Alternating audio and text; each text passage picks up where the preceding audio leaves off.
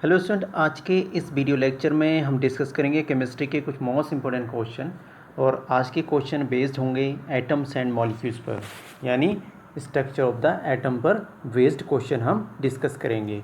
Question first आपके सामने है, molecular mass of a compound is the dash of the atomic masses of element present in a molecule.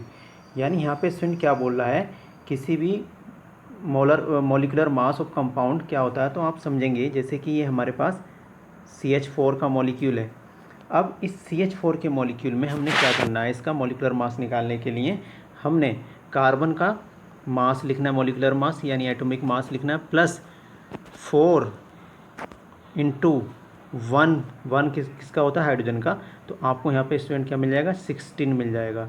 यानी आप ये बोल सकते हैं मॉलिकुलर मास जो होता है एटॉमिक मास का सम होता है।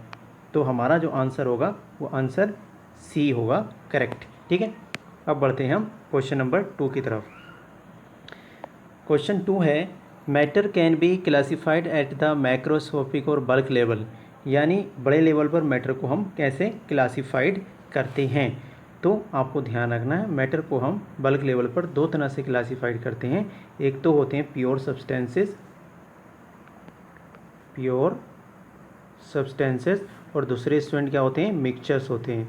और मिक्सचर में भी आप समझेंगे कि 2 टाइप के होते हैं, होमोजीनियस, हेट्रोजीनियस मिक्सचर। और प्योर सब्सटेंस में आपको पता 2 टाइप के होते हैं, एक होते हैं एलिमेंट्स और दूसरे होते हैं कंपाउंड। ठीक है, तो हमारा जो सही आंसर होगा स्टूडेंट यहाँ पर, वो आंसर होगा बी। ठीक है, यानी बी आंसर हमारा सही होगा। अब बढ़ते हैं हम नेक्स्ट क्वेश्चन की तरफ। क्वेश्चन थर्ड आपके सामने है, in a homogeneous mixture the components are. यानी होमोजीनियस मिक्सचर में कंपोनेंट क्या होते हैं। तो कोई भी जो होमोजीनियस मिक्सचर होता है, इसमें एक जो सोल्यूट और सोलवेंट जो होते हैं वो इस तरह से मिक्स होते हैं कि through out the composition is uniform. पूरा जो कंपोजिशन है वो यूनिफॉर्म हो। यानी कि शुगर का सोल्यूशन है, NaCl का जो सोल्यूशन है वो इस तरह से मिल जाता है कि किसी भी पार्ट का हम कंपोजिशन देखेंगे वो बिल्कुल बराबर सही रहता है, एक बराबर रहता है। तो यहाँ पे हमने देखना कौन सा ऑप्शन सही है। तो पहला ऑप्शन में बोला do not mix with each other, तो मिक्स तो होते हैं, तो ये भी हम काट देंगे, गलत हो गया। Option be completely mixed with each other and its composition is uniform through out, ये बात जो है सही है। बाकी सी ऑप्शन भी देखेंगे, डू नॉट मिक्स, तो ये भी हम काट देंगे। और completely mixed with each other its composition is not uniform, तो ये भी सही नहीं होगा।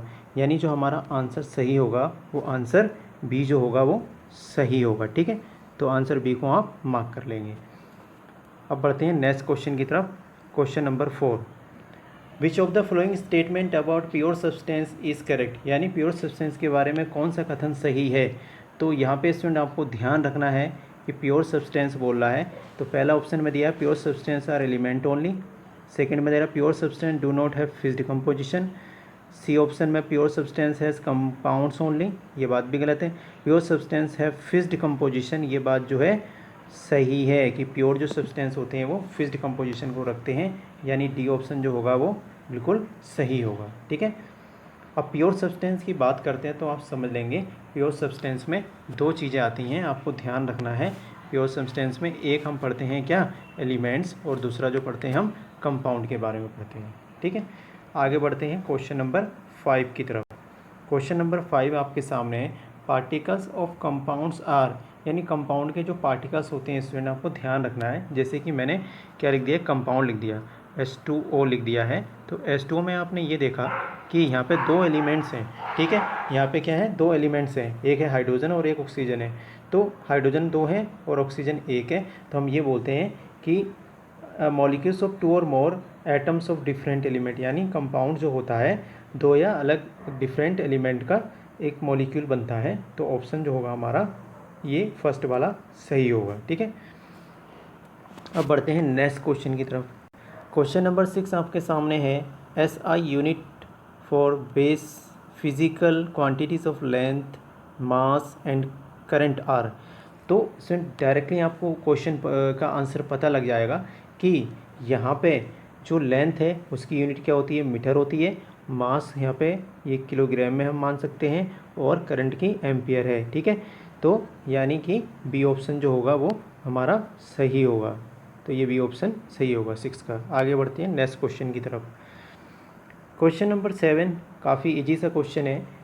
The Kelvin scale is related to the Celsius, यानी केल्विन और सेल्सियस में जो संबंध होता है स्टूडेंट, आपको ध्यान रखना है कि केल्विन इक्वस टू होता है 0 डिग्री सेल्सियस प्लस 273.15। तो यहाँ पे आंसर आपको दिखाई दे रहा है, जो डी ऑप्शन होगा ये सही होगा। ठीक है, अब बढ़ते हैं हम नेक्स्ट क्वेश्चन की तरफ। क्वेश्चन नंबर 8 आपके सामने है। अब इसमें देखो क्या बोलता है ये। According to Avogadro law, equal volumes of all gases at same temperature and pressure should contain number of the molecules, यानी कि समान ताप पर और दाब पर गैस के मॉलिक्यूल्स रखते हैं, डैश में आपको भरना है। तो आपको ध्यान रखना है कि इक्वल नंबर को रखते हैं, यानी बी जो ऑप्शन होगा वो सही होगा। ठीक है, अब पढ़ते हैं हम नेक्स्ट क्वेश्चन की तरफ। क्वेश्चन नंबर लास्ट आपके सामने है। तो इसमें बोल रहा है molecular mass of A compound is the dash of atomic mass of element present in a molecule. Simple सा क्वेश्चन है, वही रिपीट क्वेश्चन है। तो आपको यहाँ पे क्या करना है, सम कर देना है। ऑप्शन ए जो होगा हमारा सही होगा। ठीक है, तो बाकी क्वेश्चन नेक्स्ट वीडियो में डिस्कस करेंगे। आज यहीं तक।